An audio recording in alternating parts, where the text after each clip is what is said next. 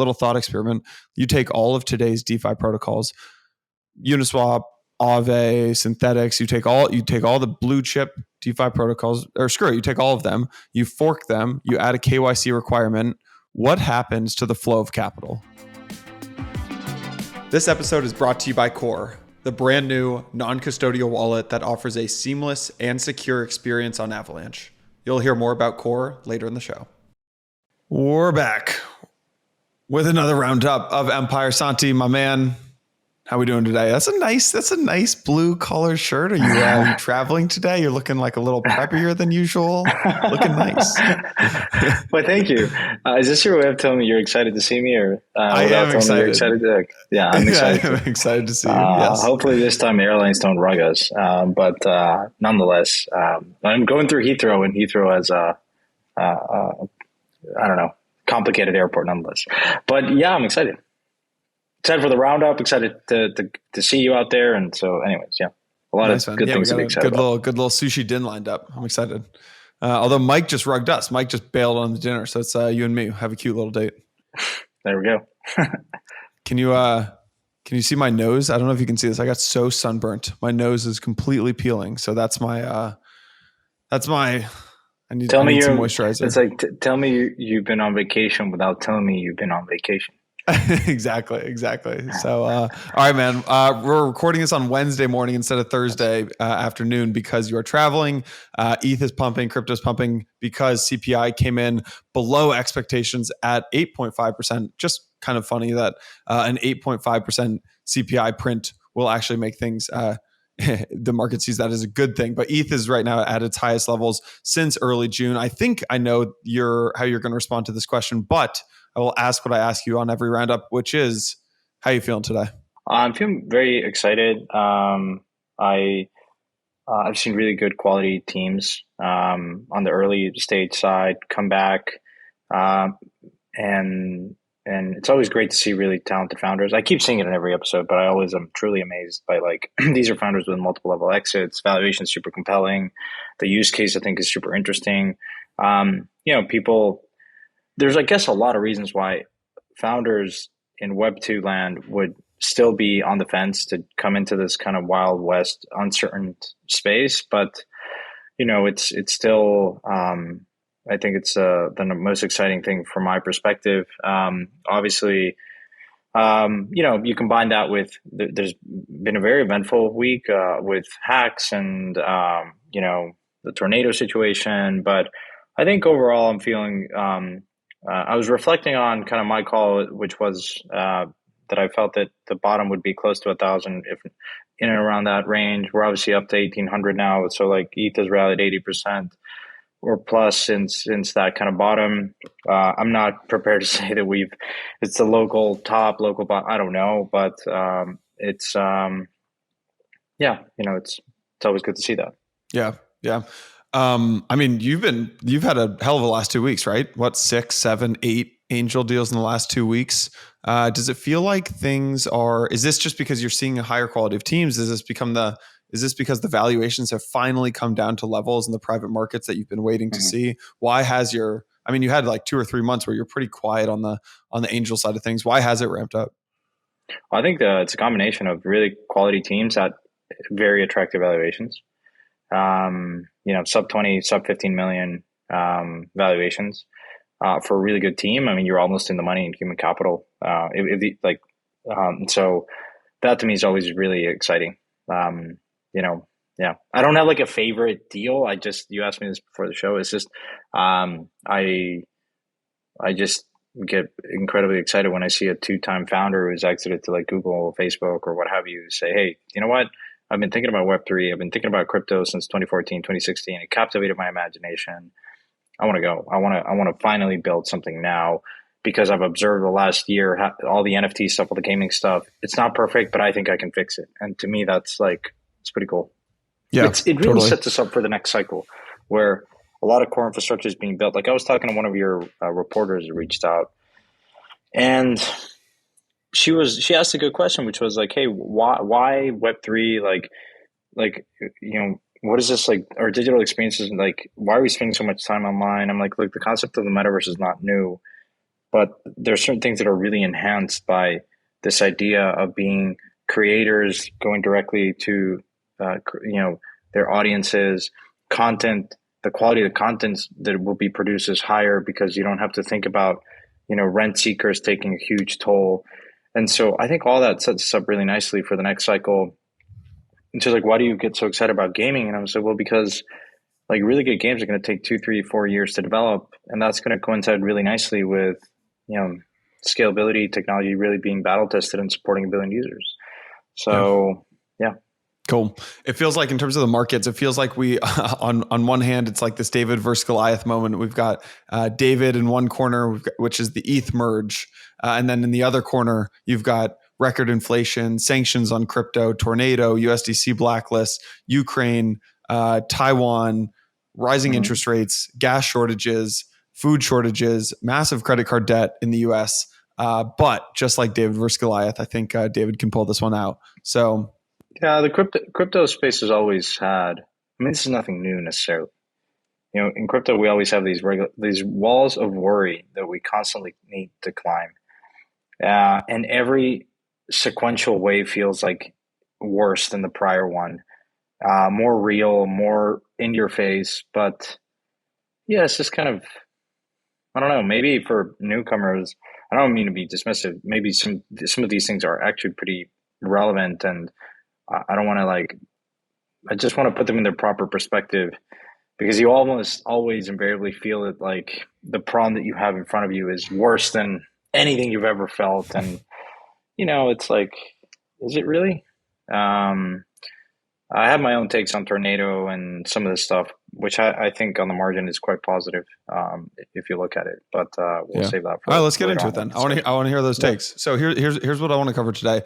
First things first, start with Tornado Cash. Second, get into USDC and the blacklisted accounts. Third, Coinbase earnings. Fourth, maybe touch on a couple of smaller things like the Curve front end hack. Uniswap approved a 10% protocol fee for 3 different pools, and then ETH proof of work chain, this remaining PoW chain that's kind of hanging on from the before the merge as we lead up into the merge. So we'll see if we get to those last few things, but definitely want to talk about Tornado Cash. On Monday, the Ethereum privacy protocol Tornado Cash and 45 related ETH addresses were added to the US Treasury's OFAC list. What this means is that all assets that belong to or interact with any of those addresses are going to be frozen. It becomes a federal offense to engage in any transaction with that address. So the statement stated that Tornado Cash has been used to launder over. This is the reason why OFAC is coming down and adding them to this list. Is that Tornado Cash has been used to launder over $7 billion since its creation just 2 or 3 years ago, $455 million from Lazarus growth, $96 million from the Harmony Bridge hack, $7 million from the Nomad hack. Basically what happens is like hackers in any of these hacks, when you get the capital, you end up sending it through a mixer, something like Tornado Cash.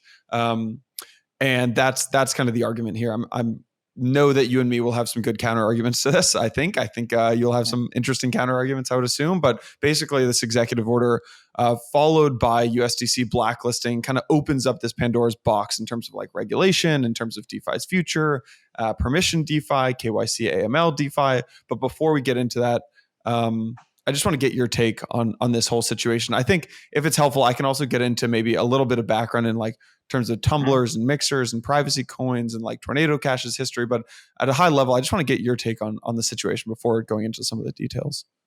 Yeah, I mean, I understand the motivation given all the hacks, and as you point that out, as soon as a hack happens, they typically use Tornado to try to mix the coins and then eventually cash out.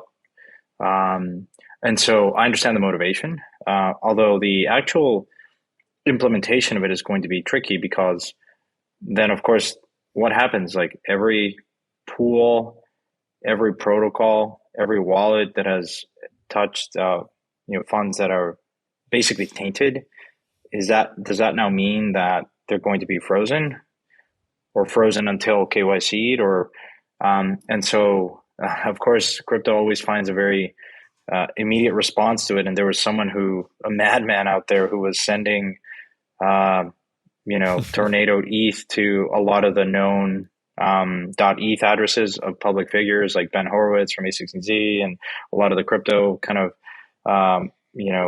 notable personalities in crypto. And so what does that mean? Then are you going to blacklist that wallet too? And like everything, it's a very tricky situation. Like I think sometimes you feel like this policy is like taking a chainsaw to do a micro surgery. And so I am quite curious to see what the second order effects, third order effects are of this order and what that means for, other stuff like REN, for instance, the REN pools. To my knowledge, a lot of the Bitcoin that is being sent using REN, has been okay, and exchanges can receive that. Does that mean now that they won't? What happens, like OpenSea now, for instance, is also taken action. There's a whole host of other companies that have taken very quick action as a result of this order. So, most notably, GitHub taking down all the repos of the contributors to Tornado. That puts into question kind of free speech and open source code and a prior ruling, I think. And so, yeah, there's going to be a lot to unpack here. And we'll save a lot of this discussion for our regulatory debate that we're going to have with Jake and Rebecca later this month. Yeah. There are a couple constitutional rights here that are actually interesting to think about. One is what is it, the fourth? I think it's the fourth, which says which talks about like seizure of assets. So that's an interesting one. The other kind of interesting topic here is like, is code free speech, right? And so like, can you restrict freedom of code? And can you restrict someone's like just basically writing code? And is that freedom of speech? And you're right. Like some of these other, what you're seeing is like the second order implications. I think we don't even know, right? If you mentioned someone's getting like OFAC'd or like tornado cashed, right? Like 0.1 ETH is getting sent to these big docs wallets like Shaq and Beeple and Randy Zuckerberg and Ben Horowitz and Brian Armstrong. What about if someone deposits ETH that's been transferred from Tornado Cash into an LP pool on Uniswap, where you have tokens, you've never put your capital into Tornado Cash, but like you're in that pool. Are you now at risk, right? What if you... if you're a miner, like if you're a validator, like exactly, you get a deposit and then all of a sudden you validate a block, does that mean that you're, what does that mean? And so, yeah, exactly. I mean, the obvious pushback here is not everyone that has used Tornado is a criminal. When I didn't end up investing in Tornado, I looked at the round because, I think privacy is something that is, I think, an inalienable human right. I think it's important to have that in crypto. And privacy preserving solutions that are also regulatorily compliant are possible.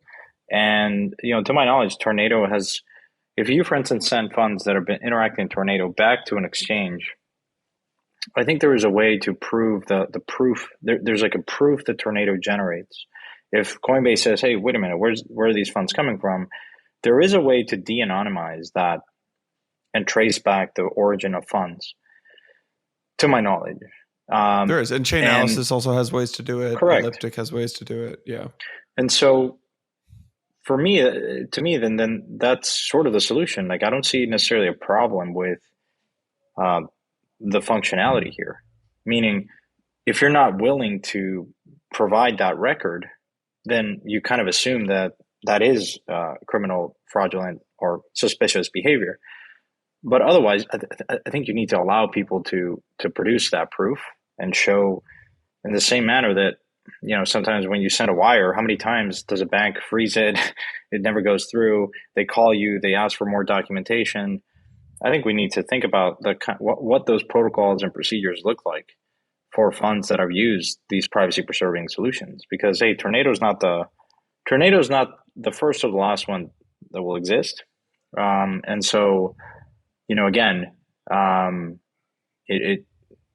think there is a future where you have privacy in crypto, and at the same time, regulators and law enforcement feels comfortable with that, because you can prove origin of funds and whatnot. Yeah. So let's give a little bit of background just on privacy protocols and tumblers and mixers and privacy coins and things like that, because I think it's important just to understand what they are, and so that if we can understand what they are and what they're actually doing right now and kind of what the landscape looks like, then we can start to think about, okay, well, in the next bull run, will privacy actually be a big trend? And maybe what are the pros and cons of investing in different privacy related protocols? So, I mean, privacy has really been a topic in crypto since the release of Bitcoin, right? So from Bitcoin pseudonymous accounts, people trading cash for like hard-filled hard drives, Zcash launched in 2016, different privacy chains, protocols. There are really two different primary privacy techniques, right? Mixers and then privacy coins. Privacy coins are like Zcash, Monero. Monero. They include, like zero knowledge proofs, stealth signatures, ring signatures, things like that. And then there's tumblers and mixers, right? So Tornado Cash is a tumbler or a mixer, right? So a tumbler mixer service is a service in which you can actually, for anyone who hasn't used Tornado Cash, you basically mix traceable coins with other, kind of like quote unquote clean tokens in an effort to make it harder to trace the original source of those tokens. So you can kind of think of it like a blender. You put in the coins that you want to anonymize. Those coins get kind of chopped up into different pieces, mixed with a bunch of other coins, and then it gets sent to a new address. And then to make it even harder to trace, a lot of the tumblers actually randomize the amount that they pay you back. So you'll still get your full value back. So if I put in 1 ETH, I'm still going to get 1 ETH back. But instead of being sent 1 ETH, it might be like 4 or 5 or 6 different transactions of ETH in separate transactions. And because these mixers work by distributing coins kind of at random, there's really no telling where your coin actually came from. And with Tornado Cash, it launched. I mean, it's been around for like 3 years. Would you say, Santi, it's the most popular mixer protocol? At least in Ethereum, yeah. I mean, I think generally, yes. I think in general, right? So it's a mixer protocol on Ethereum. It accepts ETH and USDC token deposits. Basically, the goal is to break the link between the source and the destination of token deposits. Reason being, so I think maybe what the government would say here is that if I am sending my capital into a mixer, I'm doing something illegal. But there's a lot of different reasons why because everything is public on the blockchain and traceable, if I pay for a service in ETH, like let's say I go buy something and I spend $100 for my MetaMask wallet, now someone knows my wallet, and they can basically see all of my financial history because everything's on this public ledger. Let's say I want to anonymously donate some ETH, like Vitalik did. Vitalik used Tornado Cash to donate his ETH, or he would have been doxxed. Ultimately, he'd end up getting doxxed there. If you get paid in crypto and you don't want your employer to know all of your financial details, right? Something like Tornado would come in. Now, I think what OFAC would point to, and I think what they did point to with this OFAC list is there was a report by Chainalysis that was released last month.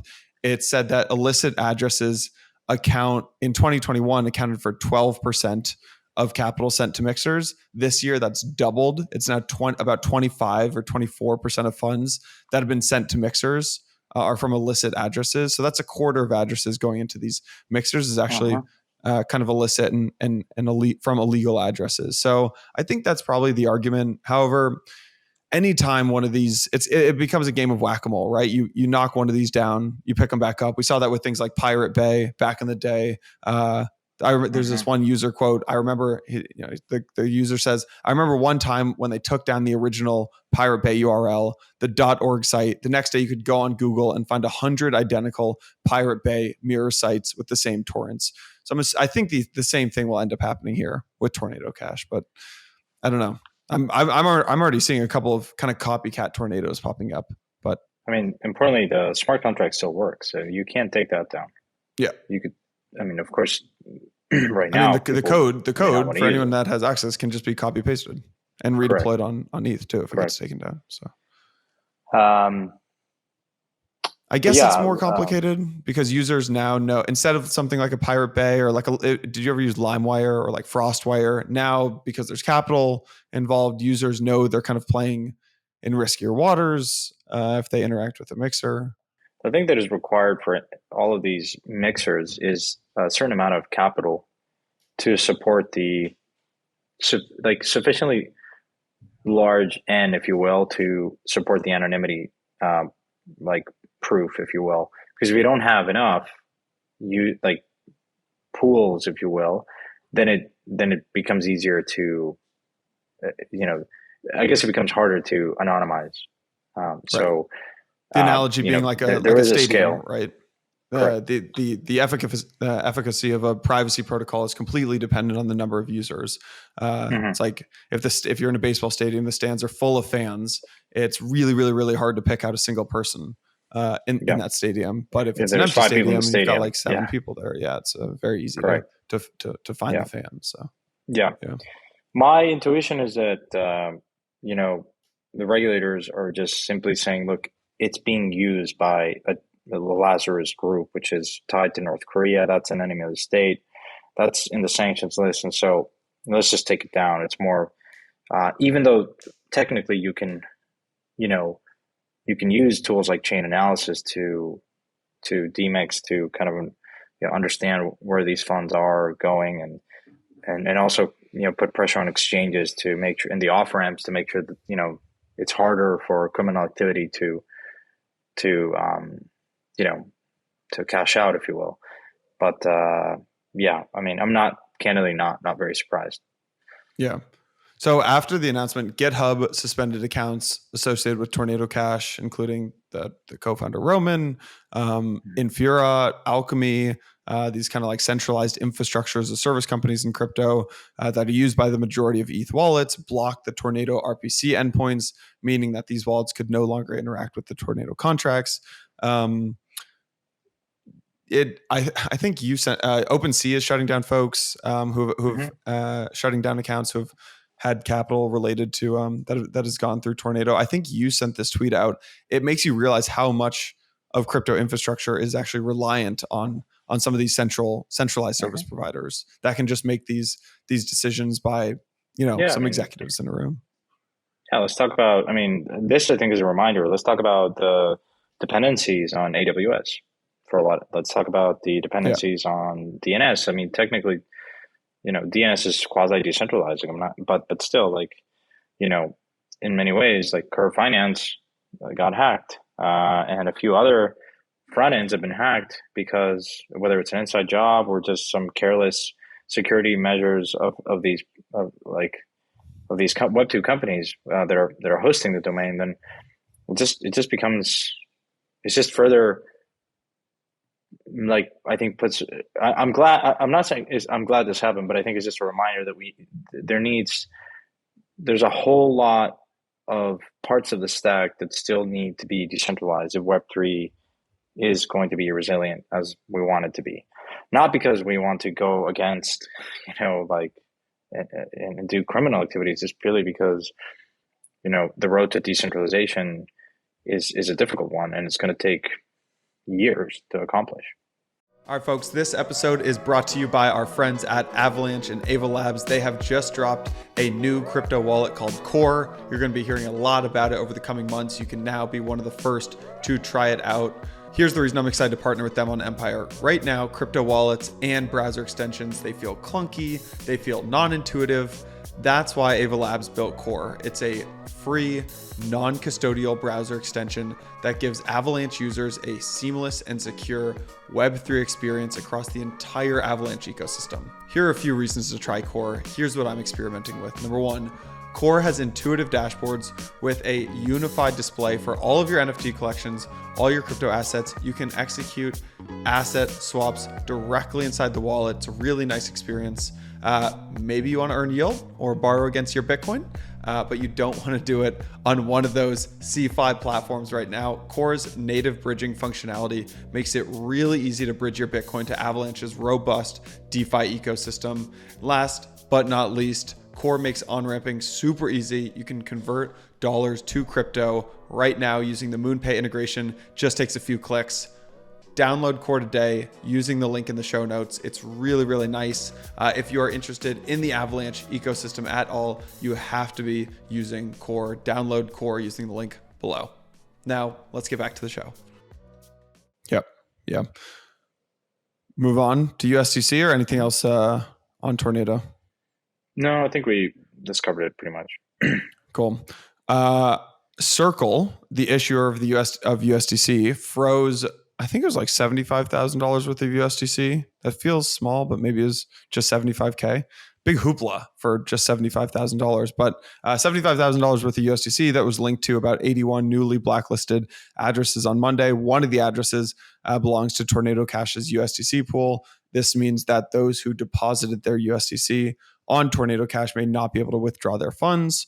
Jeremy Allaire came out with the CEO of Circle came out with a post kind of explaining why. He said yesterday, US Treasury designated for sanctions ETH addresses associated with Tornado Cash as a US regulated financial institution subject to the Bank Secrecy Act requirements. Circle, together with our partner Coinbase, restricted the movement of USDC funds in these sanctioned addresses.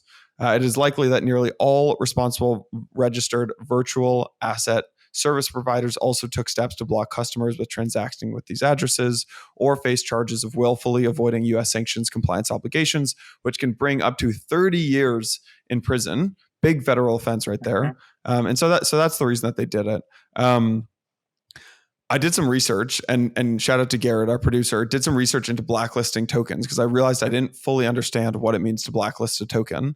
And I thought it'd be interesting to share here. So how can addresses be blacklisted from receiving or sending certain tokens? Here's how it works. Tokens like USDC, this is a good reminder that they're just simply numbers stored on an Ethereum token contract, right? We kind of have these ideas of like, you've got your MetaMask, you almost have an image of like tokens sitting in a MetaMask wallet. That is obviously not how it works. The token contracts using like ERC20 standard contain parameters and data like token supply and inflation rate and the state of ownership balances, aka which addresses own how many tokens. When you send a token to another wallet, so I send you a bunch of USDC, the token, there's not a token that actually leaves my MetaMask wallet. There's not some token that moves across the ether and gets into your wallet. Instead, your private key signs a transaction that calls the transfer function of a token smart contract, which then updates the ownership balances via just debiting and crediting different accounts, right? So your MetaMask wallet kind of looks like it contains these tokens, but that's not actually the case. The wallet has a public-private key pair. Your MetaMask pings each ETH address token to or token contract to find ownership balances that match your public address. So I think that's important understanding, because what a blacklist means is that because the tokens are contracts, you can add different parameters. And that's how USDC has the ability to blacklist addresses. Every time an address is about to make a transaction involving USDC, the USDC token smart contract checks a list of addresses to see if the sender or the receiver is on the list. And if they're on the list, the transaction gets blocked. And this, in effect, freezes the balance of the listed account. So I don't know. I think that's just an important reminder of like, here's how this stuff actually works. Here's how it can get blacklisted. And yeah, I don't know. I'm curious if you think that this USDC blacklist is, a lot of people in DeFi were panicking and freaking out, and like the impact on Maker is massive, and on the Uniswap pools, really, really big impact. I for one think it's kind of overblown, but I'm curious how big of a concern you think this is. Well, you don't know until it happens. I think I'd say short-term overblown. I don't think anything's gonna short-term overblown. Long-term, we should be very cautious in doing things to move away from these regulated entities. Yeah, I mean, crypto's always been a tale of like two cities. One where we value decentralization, but we continue to use a lot of centralized solutions. And candidly, like I'm not saying that in a facetious manner. I think it's just sort of the state of affairs. And at some point, there's a practical component of it. USDC is a widely used stablecoin. It touches so many protocols across DeFi. Basically, if USDC were to shut down, then you kill DeFi then and there. Maybe you reset with some sort of decentralized stablecoin. It does place emphasis, again, on what is the Achilles heel of the space, which is censorship, not like seizure, non-seizure resistant coins. And right. I mean, if Circle blacklisted all, if the Treasury came after Circle, told them that they had to basically blacklist all of the protocols that had interacted with any kind of like quote unquote dirty USDC, That would probably be the best attack on DeFi they could do. Yeah. I mean, It would destroy if 99.8% of DeFi use cases right now. And I'm sure we would rebuild, but I mean, yeah. this is the choke point. And so, well, you look at other solutions, Rye and a few others, maybe Frax, but Frax is USDC and as part of. And so again, it's something that long term we need truly decentralized stablecoins. So I don't know much to say here.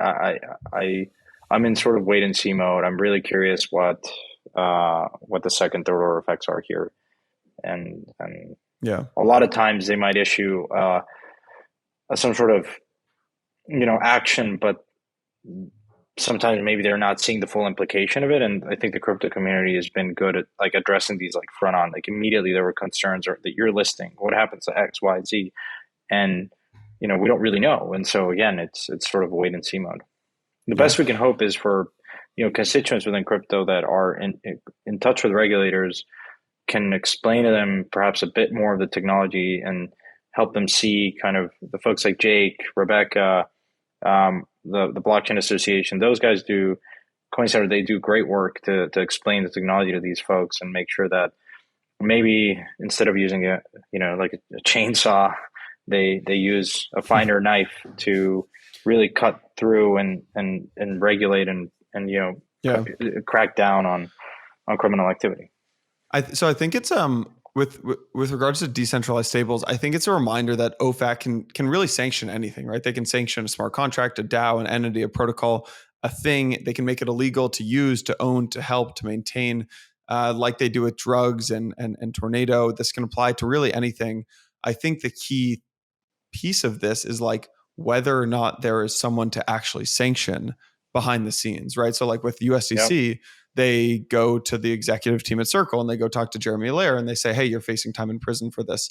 The question is whether or not the stable coin or the protocol actually has the ability to blacklist the contracts and whether or not there's someone or something to go after behind the scenes. And I think that's why you see a lot of these protocols racing to decentralize, form DAOs and foundations and things like that, and get away from having a core team. Yeah. Let me just put all this in perspective. Like the sanctions recently on Russia, you know how much of a mess that was and still continues to be for pretty much everyone that trades commodities, grain, gas. Like it's super hard the implementation of these things is very hard. Like even today, there's still so much uncertainty that ships are not leaving the dock. Pipelines are at 20, 30, 40% of their capacity because there's just not a way to for a bank to process a payment or a fee on top, because then they fear that they're going to violate these sanctions. In a very idealistic case, I'm just going to put it out there. If you had everything flowing through crypto rails programmatically, through programmable money, identified wallets, then it'd probably be easier to enforce sanctions, probably be easier to see flows and monitor activity than what you have in the traditional financial system, which is a patchwork of things that don't communicate very easily with each other. It's sure the Swift network. We had a great episode talk about that way back. It is very hard. And so that's kind of we'll get there at some point, but I would, if I'm a regulator, I would much rather, I think what I'm trying to say is sanctions are easier to enforce in a perfectly transparent financial system with programmable money. And that's not a bad thing, candidly. No, true. I mean, how bad is this for someone like Maker, right? A huge percentage of their collateral is USDC. I think this is how it works, but this is a kind of classic US regulator. There's so much uncertainty. So I'm really not sure how this works, but if some tainted USDC gets into the smart contract that deposits USDC and mints the DAI, can that not be used at exchanges now? Yeah, but I think maybe I'm being too optimistic here, but I think regulators have increasingly understood that this is a pretty impactful technological revolution and they want to take their time to regulate it in a sensible manner. But what is the motivation to shut down Maker? Like, or to make, you know what I mean? Like, I think I don't want to start panicking because I do think Tornado is just front and center. It's like at the edge, right? It's easy to perhaps they think to chop off, but like you're left wondering like what is the motivation for a regulator to come in and try to shut down something like Maker? I don't know. I don't see like it happening. Well, but I mean, I'm sure maybe they wake up one day they want to do it. But yeah, if there's like a tainted wallet and you already have identified that, then there's not much you can do other than say, wait a minute, the smart contract you can't shut down. You maybe can try to do something on the front end level, but as we know, that's not the solution. The real kind of solution really is whenever these entities need to pay real world costs, well, try to monitor and put pressure on the off ramp. To me, that's always been. I think DeFi is going to be permission, mostly KYC'd at some point, and so you identify these funds, and then you regulate the entry points of this transparent system. Because if you really do a good job at that point, then you understand exactly what's going on. And it's almost like if you're a criminal, sure, if you're like a hacker group, like, yeah, these are honeypots, you're going to try to go after them.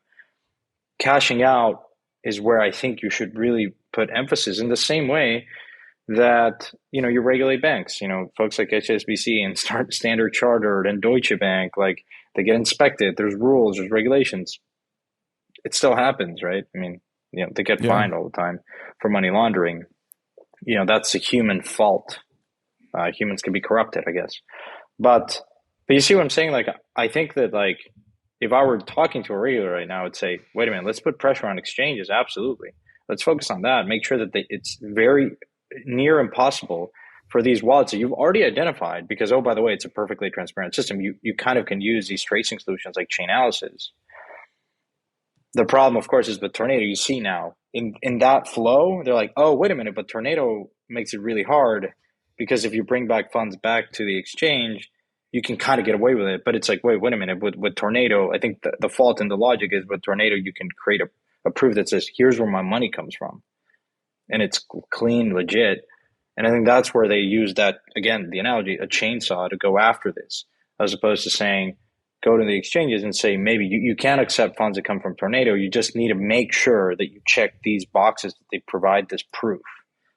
And unless someone comes in the pod and says to me that's not possible, I don't see why the version of continuing to allow privacy preserving solutions and mixers that allow for this proof to be generated that can unveil and reveal the origin of the funds. As long as that's true, then these two worlds coexist and law enforcement is happy, I think. But tell me where I'm wrong.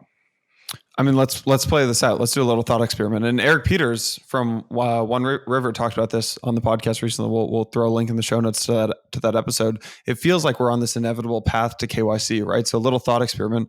You take all of today's DeFi protocols, Uniswap, Aave, Synthetics. You take all the blue chip DeFi protocols, or screw it, you take all of them, you fork them, you add a KYC requirement.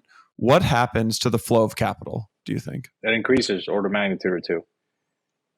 Because finally, entities that want to operate in the system are going to feel comfortable. People like Eric will want to use these things in a permission context. Because if the pool is KYC'd, your counterparty. There's so many people that are on the fence. How much capital do you think is waiting to interact in this system but hasn't because of the same reason that Eric told us? You know what this is, Santi? This is a standoff right now between the folks who were in crypto for the last decade, folks who believe in self-sovereignty, libertarian ideals, anti-KYC, AML, pro-privacy, things like that. This is a standoff between kind of the anarchist crowd of crypto that I have a lot of sympathy and empathy for, and the new crowd who's coming in saying, look, This is not about ideals. This is not about any of that kind of libertarian and anything like that. What this is about is just a better technology and improving the system, and saying that our traditional capital market system is broken, and that we don't have the right technologies in place to introduce things like scarcity to a digital environment, into a global first world. And those are the two camps that are battling right now. It's not really going to matter, right? Because I don't see a world where this doesn't happen. I agree with you. I mean, there always perhaps will exist this wild west of DeFi, but it is going to be such a small corner in the grand scheme of things. Look, if you really want to, the privacy hack right now is send your coins to an exchange and then send them back to another wallet if you want to continue to operate on chain. And I personally have not used Tornado ever, thinking that there was a possibility that, said differently, I've heard of funds that have shielded their Zcash and feds come knocking on their door because only a very small subset of people are shielding. And so if you're shielding it, you're sort of like, it is suspicious, right? Right. If you buy Zcash, even on something like Coinbase, there's no privacy right there. No, you need to shield it, right? Or I guess before they upgrade, like it was not shielded by default. And so if you shielded it, it raised, rightfully so, right? I'm just going to raise it. It's like if you walk in a store right now and pay with cash, like a $10,000 handbag or whatever. Well, like with wads of 20, I'm sorry, but this is going to raise all kinds of alarms, and you're going to report that. And it's the same way, right? I mean, if people want to do privacy, send it to an exchange and send it to another wallet.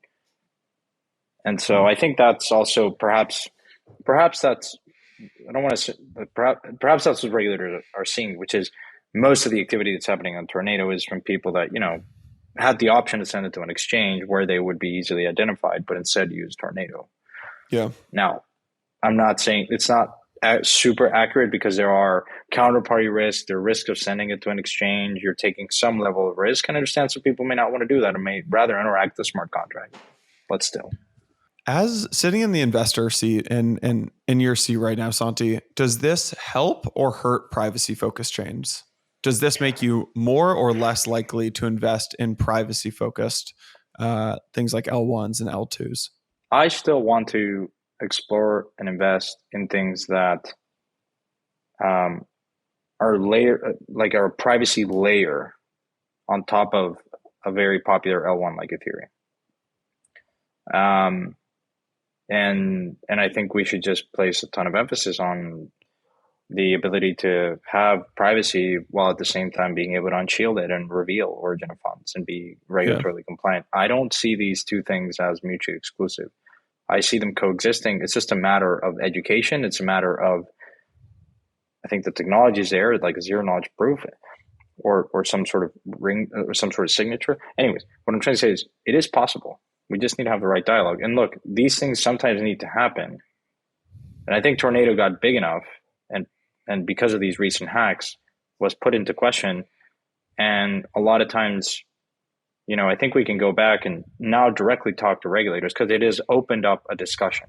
And that's, I think, the bright side of all this is that it's going to force a discussion between people within crypto and regulators to talk about privacy, to talk about these solutions. And some of these things are pretty technical and hard to understand. And so it's just going to take time. Coinbase earnings, Curve front end hack, or update on the Uniswap fee switch? Where do you want to go? Or ETH proof of work chain? Where do you want to go? I mean, the Curve hack is quick to cover, and then we can do Coinbase and then the rest, I guess. Great. Yeah. Curve, 2 minutes on Curve. Just to update folks. Curve confirmed reports that its website had suffered a front-end attack on Tuesday. Basically, hackers apparently compromised the Curve website or the Curve domain name to kind of redirect users or their transactions to a malicious destination. This is called DNS spoofing. They cloned the site. They made the DNS point to their IP where the cloned site is deployed. They added approval request to a malicious contract. I think they made off with about $500,000 in ETH that they then sent to, speaking of mixers, I think they sent it to a centralized exchange, fixed float exchange. I don't actually know the fixed float But FixFlow said it froze about $200,000 of the $500,000. The Curve Twitter account tweeted last night that the issue had been found and reverted. It's great. There are a lot of hacks these days, a lot of little things like this, and there's so many different vectors for and points of attack, whether it's the front end, whether it's smart contract risk. But it does remind you that we're running these DeFi protocols, but 99.99% of users access it through web pages that are hosted on traditional centralized infrastructure. So long way to go until all this is not run by these centralized providers. Quick reminder, if you're ever approving something new in a protocol front end that you constantly use, immediate red flag, like immediate, and always check whatever it is, the contract that you're interacting with. Always, always, always, always. Say that again, Santi. Say that in more detail. Anytime that you go to a bookmarked site, front end of a protocol that you're using, Curve, Uniswap, whatever, Sushi, Maker, anytime there's a new pop-up, if you will, on MetaMask that says approve new contract, immediate red flag. Like stop everything, do not click, go to Twitter, go to their comms and ask, why am I being asked to sign this new contract? Approval. Anytime you're signing a new approval, you have to inspect the contract. And if you're not technical enough to understand what you're signing, don't sign it. It can wait. Always. It can wait. Ask, go to Discord, and it's literally in 5 minutes you'll get an answer. And if you don't get an answer, don't sign. Write these things down, put them on the left side of your screen, notes, whatever you want to do. Just don't approve stuff if you don't know what you're approving, and ask. Play dumb. It never goes to your advantage in this phase to act like you know what you're doing. It's always better to act dumb. Or be dumb like Preach. Coinbase has had a volatile year between just the market crashing. Its stock's down like 60-70% on the year. At one point, it was down like, I think, 80%. The market sentiment asking if crypto has missed, or if Coinbase kind of missed its first mover opportunity. They just released earnings yesterday. Here's the deal. Coinbase announced Q2 earnings on Tuesday. They missed projections again with $803 million in revenue on the quarter, down from $1.2 billion in Q1. So $400 million decrease from Q1 to Q2 in revenue. Revenue from some interesting stats here. Revenue from subscription and services came in at about $150 million, down 3% from Q1, up 44% year over year. It's interesting to see just Coinbase, even though it's only it's a small percentage of their revenue. Seems to be a big emphasis for Coinbase. Probably smart due to the volatility of transaction fee revenue. What else is interesting? 9 million monthly transacting users, down from 9.2 in Q1 and 11 in Q4. Lost $1.1 billion. They've got about 5,000 full-time employees, paying roughly $4 billion a year for them. This was an interesting one. Retail only represents about 20% of trading volume, yet 94% of their trading revenue. Nothing new here. But just a reminder that the exchanges make a lot of their money from retail. Again, 20% of the trading volume came from retail, 94% of their revenue was from retail. So, not too much that's interesting in my mind. Interesting takeaways would probably be like, similar to our conversation about Uniswap, like fees eventually trend towards zero for all. Maybe take Uniswap out of this because I know you disagreed with me there, but like for all these centralized crypto infrastructure providers, fees eventually trend towards zero, not just for crypto, but TD Ameritrade, E-Trade, Charles Schwab, Robinhood, Cash App, fees trend to zero over time. It's clear that Coinbase is fighting to make their wallet services, Coinbase Cloud, staking, subscription, a much larger percent of their revenue. You can kind of think about this as like media companies today. Like I saw the New York Times chart of the New York Times revenue. Used to be all ad-based, no subscription. Yep. Now all media companies are racing to get subscription revenue while their ad revenue continues to fall. It feels similar to what financial services companies are doing. So yeah, absolutely. If you're doing like a new model, updating your model on Coinbase, I think you have to factor in, most importantly, new streams of income. Because as you point out, there is going to be a race to the bottom, especially on the institutional side of the house, where it's more competitive. Folks like FTX and Binance are increasingly competing and try to lure business. And I think the value is still Coinbase has is it is synonymous with crypto, at least in the US. It has, I think there is value in those users, in that brand recognition, regulatory moats, and what have you, and licenses. I'd be paying attention to how much, particularly staking revenue, grows over the next year. If you believe, again, proof of stake, Ethereum migrating to proof of stake, a lot of institutions might want to stake their ETH, earn yield on that, staking rewards. And so I think that might become, and to my knowledge, Coinbase charges 20% of staking rewards. And so that is, and they acquired Bison Trails. And so that is perhaps going to be a big line item in the similar manner that AWS became such a profit generator for Amazon, which wasn't very profitable on kind of the retail front facing side of the house, but AWS has been a monster for them and really has helped them grow and reach profitability. And so I think that's the similar evolution that Coinbase and other exchanges might go through. You have to believe that they sort of add on different kind of business lines. And again, they've captured attention. They have the user. How can you cross-sell, upsell them in other lines of businesses, gaming, NFTs, create other stuff? The question, of course, is what the hell are these all employees doing at Coinbase? My God, they have terrible customer support. Like literally, I don't know what these people are doing. It feels like a bloated organization. And so, look, I mean, I have obviously sympathy for the people that have been laid off, but that to me is just puts into question leadership. Like time and time again, these people get really caught up and overhire and to really capture the market. And I'm like, what are you doing? Like it feels like a very bloated organization. So maybe an activist shop is going to come knocking on their door and saying, hey guys, like bring in a new management team, bring in more professionalism. And I wouldn't be surprised if someone like Elliot comes knocking on their door. Yeah. I went on a walk. What day is it? I went on a walk with a senior Coinbase person on Monday of this week. Went on a walk around in Brooklyn for like an hour. Just got a little coffee and cruised around. And this was the day before their earnings came out. And I was just talking to him about the culture at Coinbase and what it's like to work there. He said and he's been there for a while. He said it used to be a lot of just like ship products. Don't worry about how good a product is. Like get the MVP out the door, ship. And you used to see that. Like Coinbase used to roll out new products all the time.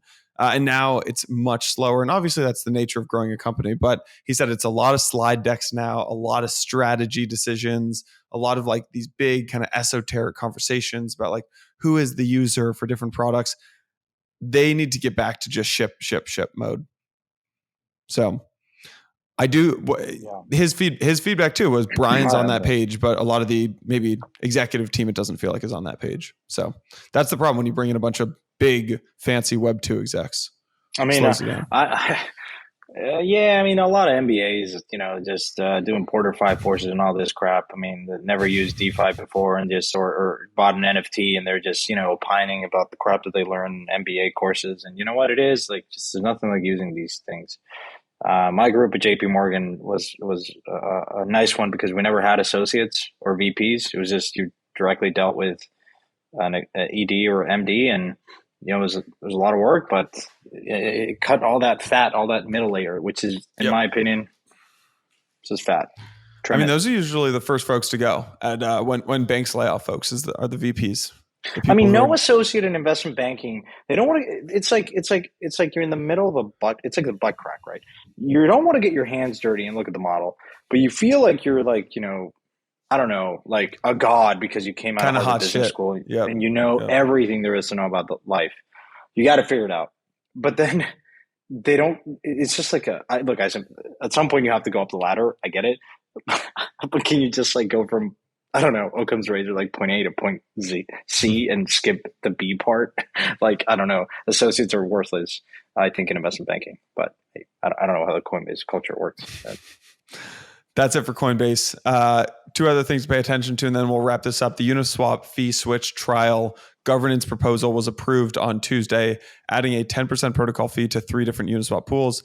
Test pairs DAI and ETH are at 5 bips, ETH and USDT 30 bips, USDC ETH 100 basis points. So, I mean, this is just something to pay attention to. Uniswap is obviously playing around with what the fee model looks like. All accrued value is going to remain in the protocol until governance agrees on the best use of funds via votes. Second vote to turn off the fee switch will be submitted 120 days, 4 months after this vote passes. So this is a smart move on Uniswap's behalf, I think. I really like this move. Just basically testing the model, get it out, ship a minimum viable product, see what works. 3-4 months later, review it and see what they think here. And then there's another thing in Uniswap governance, which is another proposal to allocate 74 million in Uni to create and fund a foundation. This is also, I'm sure, going to pass, but just another thing to pay attention to. Yeah, I do like this iteration process. It's a lot of money, 74 million. I read the proposal. I think there's some good elements to that, but it does feel like a lot upfront. Maybe it should be a bit staged. And it will be interesting after 120 days how governance is going to determine what the best use of funds is going to be, and who weighs in on that, who's active on that. Maybe it's part of also creating this foundation and bringing in more leadership that can be stewards of these capital and create certain pods that can receive some of this capital. And but yeah, like I wasn't like particularly like the Uniswap, I think education, right? They created a fund earlier this year to divert towards like lobbying efforts, and they were dispersing pretty significant sums of money to different organizations that were advocating for crypto and lobbying efforts. And so we'll have to track this and see how after 120 days how this goes down. Creating a foundation. This is basically just helps them be able to ship faster. It provides grants to builders, researchers, organizers, academics, analysts, just basically anything that will help grow the protocol. And they don't have to go through any sort of voting process. Is that correct? Through a foundation, it's more like it's a Delaware C Corp, right? It's like a Delaware C Corp. They've got like a team of people who vote internally. It operates more like a company. Kind of, yeah. So like just for context, like there is this like the Uniswap grants program that was created I think in 2020. So when Uni launched kind of the token and sort of like, hey, here's the grants program, community, you vote, you have responsibility, and as members of this DAO, you can influence how we give out these grants. That program's been fairly successful, I think. Like they've granted like over 120 grantees. I think over 22 different governance proposals, and so I think a lot of those have been proposals and projects that are going to amplify, Uniswap and your experience using the protocol. Tooling solutions like how to visualize like impermanent loss and all these different things. So that has been pretty interesting. Their argument now is there is still a lot of friction that goes on in that process and giving those grants. And so they want to create perhaps a more autonomous foundation that has more degrees of freedom to kind of have a set kind of discretion over funds, bring on good leadership, and then just kind of execute on particular kind of missions and proposals and projects. And so again, it's the same objective here is to continue to give grants to builders, anyone that wants to kind of support and build around the Uniswap ecosystem. And so I think it's just more removing some of the friction that you've seen historically in governance. Like it's not very realistic to have all Uni holders discuss. Like governance forums can be a bit of a mess and be very kind of disparate. And so I think this is just bringing in some sort of hierarchy, some sort of independent organization that can take more responsibility, more leadership, other than Uniswap Labs, if you will, to support and grow the protocol with these funds that are being collected. Yeah. Last thing, and then we'll wrap it up. With the merge coming up, there's a growing debate about what's going to happen with the ETH proof of work chain. Are miners going to continue on the chain? How much value is the market going to assign to ETH proof of work? Will exchanges add ETH proof of work or keep it? USDC has already stated that they're only going to redeem USDC from the ETH proof of stake chain after the merge. This feels like a pretty silly conversation. It feels like the miners are just trying to milk the last bits of value out of the ETH proof of work chain. I feel like it doesn't really have any technical merit. They're going to try to frame it as this like ideological battle, despite the ETH roadmap being pretty clear. Feels kind of like some like Bitcoin maxi stuff going on right here. But curious if you think the ETH proof of work chain has any merit. I don't. And historically, I think a lot of these forks haven't had merit. Okay, you could argue Ethereum Classic, has still $8 billion market cap, but that's chump change relative to Ethereum proper that we know ETH today, 225 million market cap. I think it's a distraction, and I think some of them will take it as an opportunity to make their cash grab. So, anyways, yeah. I think I'm not really supportive of it. Actually, not supportive of it. Yeah, I'm firmly not supportive of it. I think the way to think about something like some of these forks that actually don't the minority chains. The way to think about minority chains is imagine an accounting team that has created an Excel to project a company's revenue next year. So you've got this like the master doc at the company. Any team member at the company can basically just copy the Excel, create a new version. So you've got like V1, V2, V3, V100, V200, change a few parameters, try to convince the team to use the new Excel sheet. All these Excel sheets can exist simultaneously, but really the only valuable Excel sheet is the one that the majority of the team agrees to use. And I think you're just seeing this like this minority chain is like V97. Just like nobody cares about this thing except for a small minority, which is like a small team at the company. It's a small minority, which is really just the miners here who are trying to extract value. That's my take. Would be curious about why I'm wrong if anyone's listening and doesn't agree. No, look, I welcome all kind of criticisms. I'll tell you one thing. This is why I've historically, when I first learned about proof of stake, to me, it felt like a more natural, balanced way to reach consensus. Where proof of work, I understand, look, I don't think it goes away. I think there's only probably one proof of work dominant network, and that's Bitcoin. But the idea to have a force within the community, within the ecosystem that is constantly selling to recoup their CapEx investment to miners.